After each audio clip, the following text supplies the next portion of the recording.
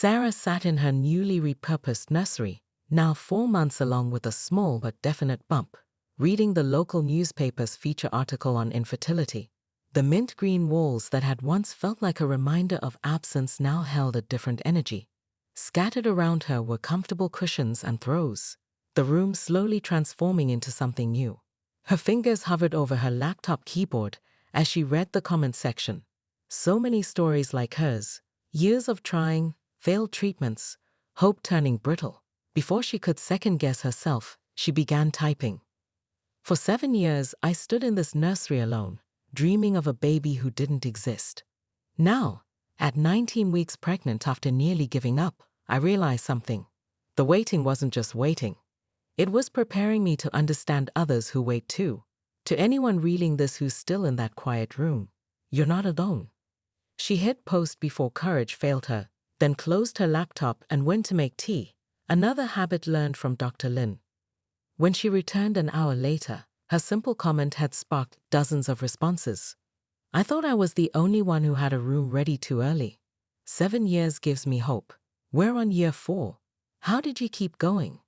That evening, as Michael came home from work, he found Sarah still answering messages, tears streaming down her face. Sweetheart? He rushed to her side. What's wrong? Nothing's wrong, she said, showing him the screen. Everything's connecting. The next morning, she called Dr. Lin. I want to host a support group, she said without preamble. In the nursery, not to give medical advice, just to be there, the way you were there for me. She could hear Dr. Lin's smile through the phone. The student becomes the teacher. The first meeting was small, just 3 women sitting awkwardly on cushions, cradling tea in Dr. Lin's special cups. Sarah, visibly pregnant now, felt almost guilty sharing her story. But when she described throwing her fertility tracker against the wall, one woman laughed in recognition. When she mentioned her secret ritual of buying baby socks during years of trying, another wiped away tears. By the 3rd meeting, they needed more cushions. The room that had held so much loneliness now rang with voices, sometimes crying, often laughing. Sarah's belly grew along with the group. She learned to listen the way Dr. Lin had listened to her, to hold space for both grief and hope. One evening, after everyone had left, Michael found her sitting in the rocking chair, hand resting on her active bump. You've created something beautiful here, he said, watching her glow in the setting sun. More than one something. Sarah smiled, feeling their baby kick as if in agreement. The mint green walls had faded slightly over the years, but now they reminded her of new growth, of spring after winter, of hope shared and multiplied. Everyone needs a safe place to wait, she said softly, and someone who understands the waiting. The elementary school auditorium buzzed with excitement as parents filed in, clutching programs and smartphones. Sarah stood in the wings, adjusting tiny bow ties and straightening miniature violins. Her class of kindergartners had been practicing Twinkle, Twinkle, Little Star for weeks, and despite their questionable tuning, she couldn't have been prouder. Remember, she whispered to 5-year-old Tommy, who was chewing his bow tie, just like we practiced, and maybe keep the tie out of your mouth? The stage lights felt unusually warm tonight. Sarah had been feeling off all day, but she'd attributed it to nerves about the performance. Now, as the first group of 3rd graders took the stage with their recorders, something felt different. The usual cacophony of beginning musicians didn't bother her, but when her kindergartners started warming up backstage, the sound of their tiny violins sent an unexpected wave of nausea through her body. You okay? Maria, the music teacher, touched her arm. You look a little green. Just nervous for them, Sarah managed, though the queasiness was getting worse. The violin squeaked again, and she pressed a hand to her mouth.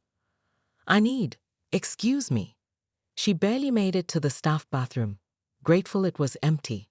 Leaning over the sink, she took deep breaths, trying to understand why the music had affected her so strongly.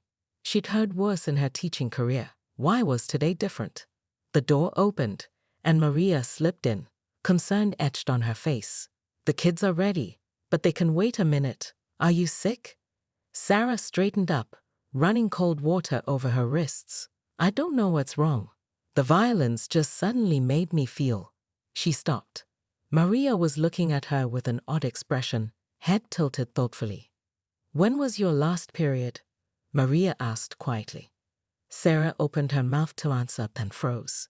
In the chaos of following Dr. Lynn's advice, of letting go of tracking and scheduling, she hadn't been counting days. She hadn't been counting anything. Without a word, Maria reached into her large teacher's bag, the kind that carried everything from band-aids to spare socks, and pulled out a pregnancy test. I keep them on hand, she explained, seeing Sarah's surprised look. Occupational hazard of working with lots of young female teachers. Go on.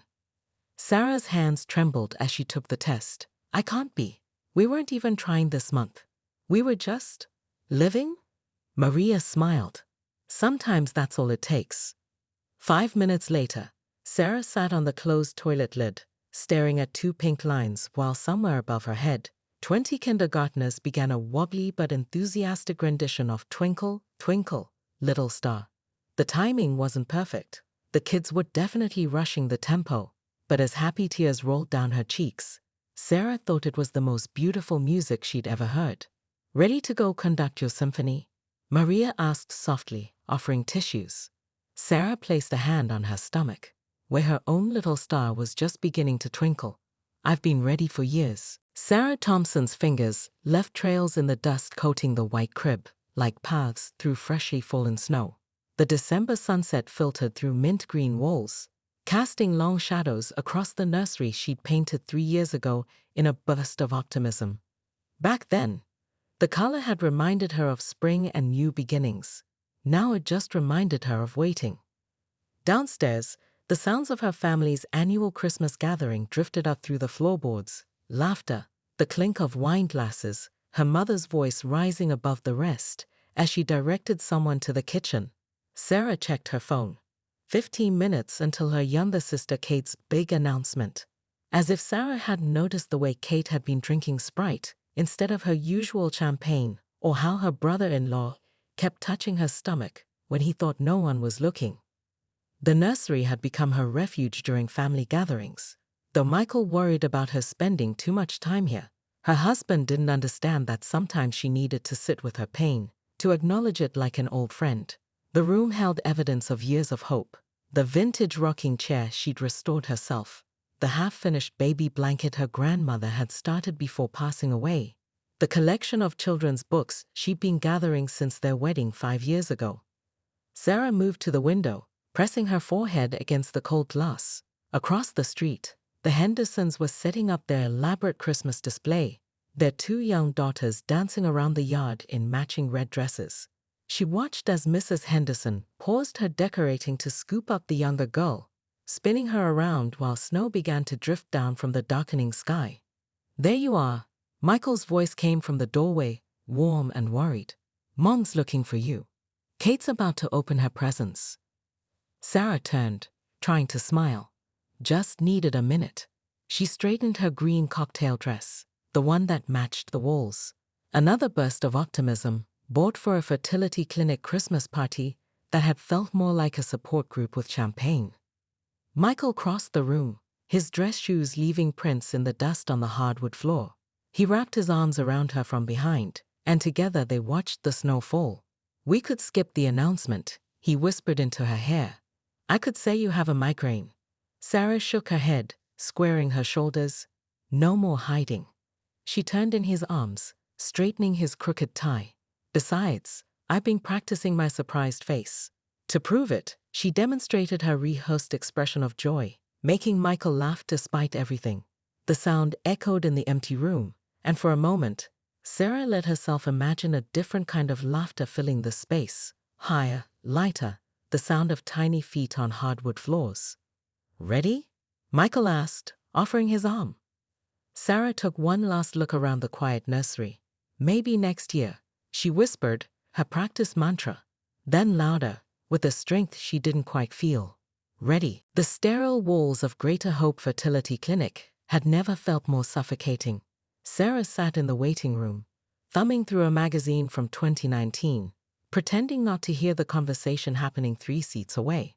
A younger woman was describing her successful IVF journey to another waiting patient, her voice bright with triumph. "It was our first try. Dr. Roberts said he'd never seen such perfect embryos. Now we're having twins."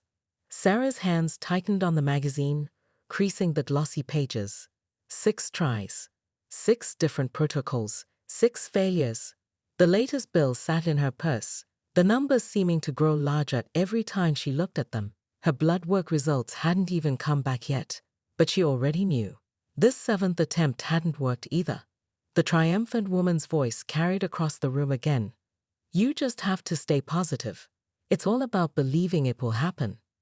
Sarah stood abruptly, her magazine clattering to the floor. She grabbed her purse and fled, ignoring the receptionist's call about her rescheduled appointment. In her car, she finally let the tears come, her forehead pressed against the steering wheel as sobs shook her body. That evening, Sarah moved through their house like a ghost, touching things that had become painfully familiar: the fertility tracker on her nightstand, the arrangement of supplements on the kitchen counter, the calendar marked with doctor's appointments and optimal dates. It was time to let go. She would tell Michael over dinner they needed to accept that some dreams don't come true. She went to his home office to use his printer, wanting to gather statistics that would help him understand her decision. As she opened his desk drawer searching for paper, she found them: glossy brochures about home equity loans, a draft email to his pension administrator about early withdrawal, and a spreadsheet tracking overtime hours he'd been quietly working for months. Stuck to the back of the drawer was a post-it note in his messy handwriting. "Ask Mom about selling Dad's boat." The boat his father had left him, the one thing he had from him. Sarah sank into his office chair, the papers trembling in her hands. In the kitchen, she could hear Michael preparing dinner, humming off key, as he always did when cooking. He'd been picking up extra projects at work, she realized now. Coming home late, tired but never complaining. She'd assumed he was avoiding their failing attempts at parenthood. Instead, he'd been fighting for their dream in his own way. A different kind of tear fell now, dropping onto the loan brochures. Sarah opened his spreadsheet again, really looking this time. In the margins, he'd written small notes: Sarah's birthday, extra shift, and could skip Guy's weekend, 12 hours OT. The sound of Michael's humming drifted in again, along with the smell of the pasta he was cooking. Sarah carefully returned everything to the drawer, except for one brochure which she folded and put in her pocket. When she joined him in the kitchen, he turned to her with a smile that held no blame, no fatigue, just love. "I think," she said quietly, wiping away the last tear, "we should try one more time." Thunder rattled the hospital windows as Sarah gripped Michael's hand, through another contraction. Outside, lightning illuminated the city in stark flashes, nature's own labor dance. 23 hours in, and their daughter seemed determined to make her entrance as memorable as the journey that brought her here. "The baby's heart rate is dropping slightly," the nurse said, adjusting monitors. "We might need to consider." "No," Sarah interrupted, her voice stronger than she felt. "She's just waiting for the right moment." The words, echoing Dr. Lin's wisdom from months ago, gave her strength. "We're good at waiting." Michael wiped her forehead with a cool cloth, his hands trembling slightly. In the brief rest between contractions, Sarah caught glimpses of the delivery room's organized chaos. Maria pacing the hallway outside, having refused to leave after driving them here. The succession of nurses coming and going. The storm continuing its percussion outside. Another contraction built, stronger than before. Sarah closed her eyes, trying to remember Dr. Lin's breathing techniques, when a familiar voice cut through her pain. "I hear someone's being stubborn about their timing." Sarah's eyes flew open. There stood Dr. Lin in hospital scrubs, looking exactly as she had that day in the pharmacy, though her elegant twist was now hidden under a surgical cap. "Maria called," the elderly doctor explained, moving to Sarah's side. "She thought you might need a reminder about letting things happen in their own time." "I'm trying," Sarah gasped as the contraction peaked. "But nothing's happening. She's stuck at 7 centimeters. And stuck." Dr. Lin's laugh was the same wind chime sound Sarah remembered. "My dear, nothing is stuck. Your body isn't broken, remember. It's just waiting for the right moment. Sarah finished with her, managing a weak smile. Dr. Lin took her other hand, and something shifted in the room's energy. The thunder seemed to sync with Sarah's breathing, the storm becoming less an intrusion and more accompaniment. Michael's nervous energy steadied. Even the baby's heart rate strengthened on the monitor. Now, Dr. Lin said calmly, let's welcome this child the way she wants to arrive. Not by force, not by schedule, but by trust. 2 hours later, as lightning painted the sky in brilliant forks, Melody Grace Thompson announced herself to the world with a cry that indeed drowned out the thunder. She was placed on Sarah's chest, tiny and perfect, her eyes already wide open as if taking in the symphony of her arrival. Michael kissed Sarah's temple, his tears mixing with hers. She's beautiful, he whispered, worth every minute of waiting. Dr. Lin stood back, watching the new family with satisfied eyes. Some symphonies, she said softly, take longer to compose, but their beauty. She paused as baby Melody grasped her father's finger with surprising strength. Their beauty is worth every rest between the notes. Sarah looked around the room, at Michael, who had believed enough for both of them, at Maria, now crying happy tears in the doorway, at Dr. Lin, who had taught her to trust in timing, and finally at her daughter, whose path to existence had transformed not just her parents, but an entire community of waiting hearts. Hello, little one, she whispered to Melody. Thank you for choosing exactly the right moment to arrive. Outside, the storm began to fade, and the first light of dawn broke through the clouds, painting the room in shades of mint green promise. The project is progressing nicely, Sarah whispered to Michael during their monthly dinner with his colleagues. Using their coded language, her hand rested briefly on her still flat stomach, and Michael's eyes lit up with understanding. They were at Giovanni's, their favorite Italian restaurant, where the owner's wife kept offering Sarah wine with increasing suspicion. Michael watched nervously as the fourth glass was presented, but Sarah had prepared for this moment. Oh, I'm doing this fascinating cleanse, she explained smoothly, having rehearsed the lie in front of their bathroom mirror. It's all about reducing toxins and, she lowered her voice conspiratorially, balancing hormones.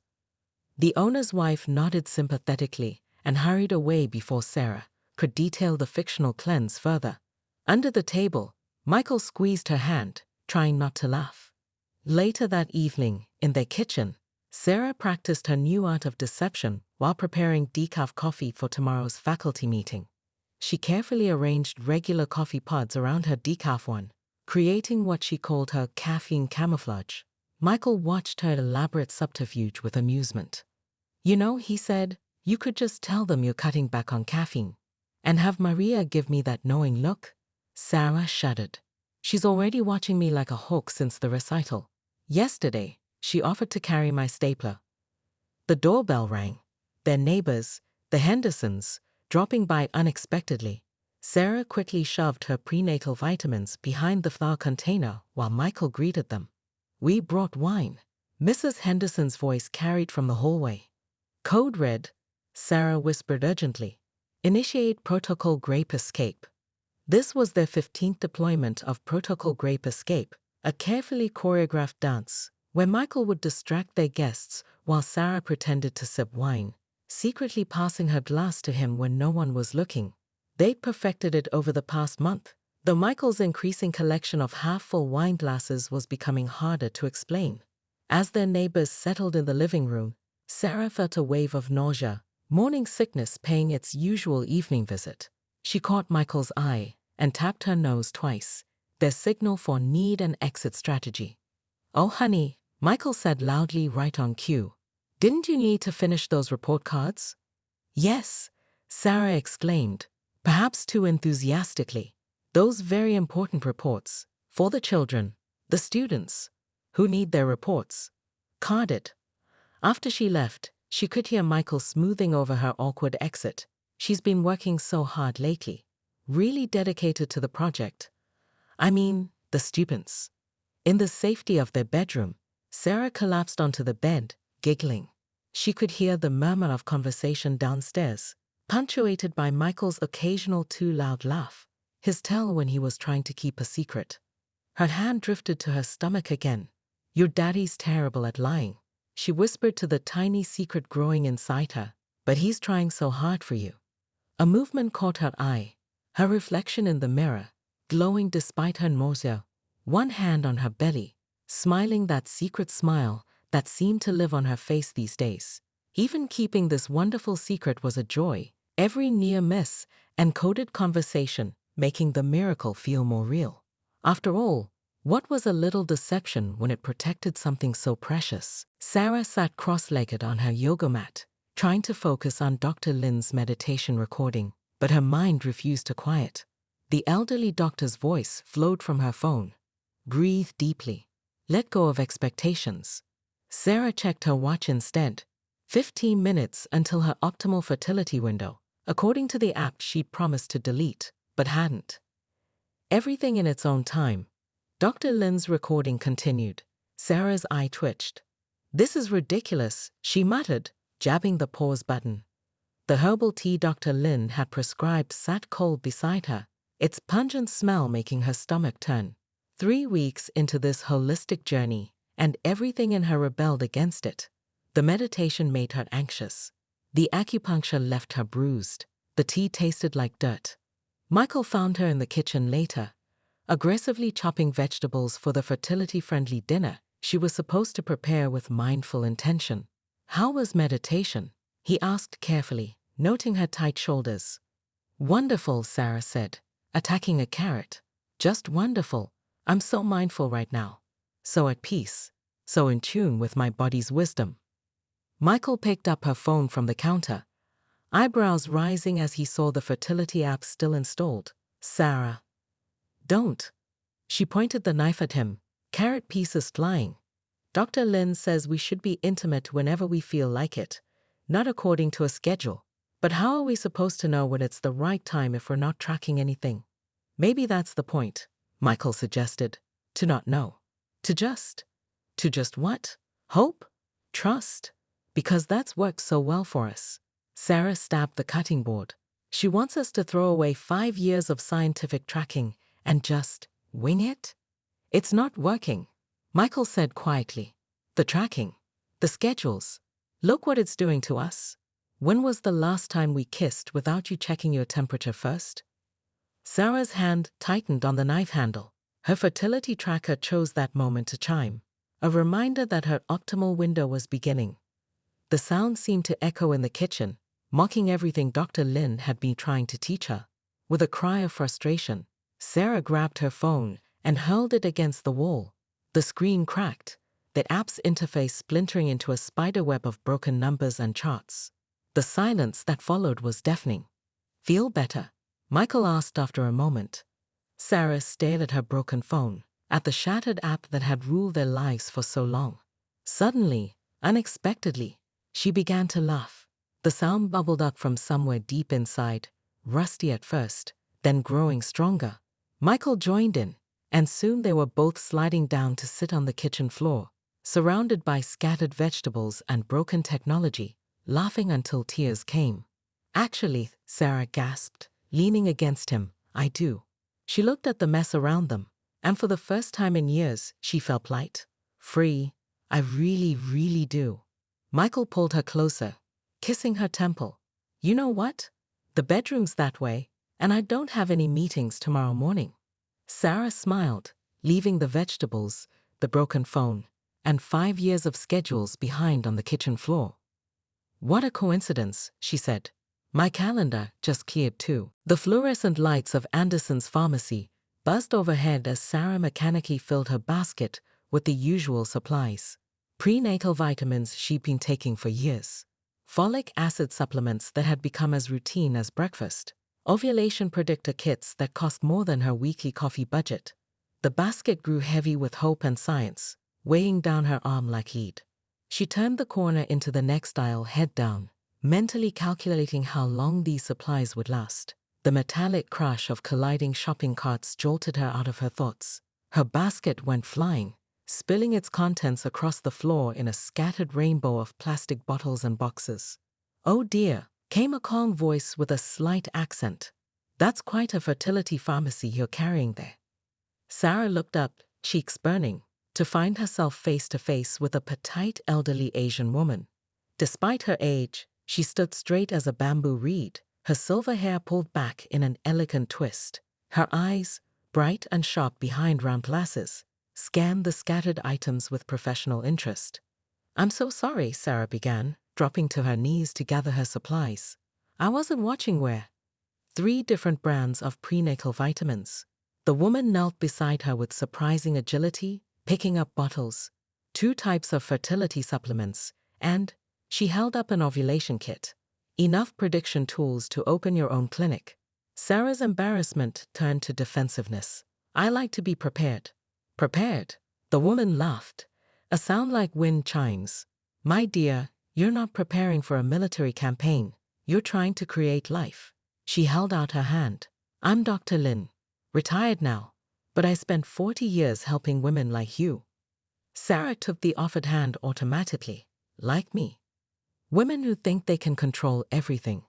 Dr. Lin's eyes crinkled with kindness. "Who believe if they just try hard enough, follow every rule, take every supplement, they can force their bodies to cooperate. Isn't that what we're supposed to do?" Sarah's voice cracked slightly. "Try everything possible?" Dr. Lin gathered the last of the scattered items, but instead of returning them to Sarah's basket, she held them thoughtfully. "Tell me, when was the last time you enjoyed intimacy with your husband without thinking about fertility windows? When did you last eat something simply because it brought you joy, not because it might help you conceive?" Sarah opened her mouth to answer, then closed it again. She couldn't remember. "Your body isn't broken," Dr. Lin said softly, returning the items one by one. "It's just waiting for the right moment. And that moment rarely comes when we're trying to force it." She pulled a small card from her purse. "Come see me next Tuesday.